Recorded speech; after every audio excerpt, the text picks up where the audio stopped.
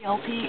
You have enough room for the dog, right, in the backyard? Yeah, there's a whole side for the dog. Where should I be? And it's fenced in private, and the neighborhood looks nice. Neighbors look like they keep up their properties. Yes, it's good. The nice homes on the curb appeal. My car. And then my house. Next door neighbors look like they keep their house well on both sides. You have the Neighbors new across the mailboxes. street. You got the fancy mailboxes. Neighbors across the street keep their houses up too. So that's a big plus. It's not the ghetto, babe. It's not the ghetto.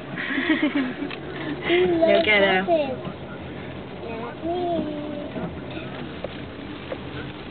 Oh, that's nice. Look at that window.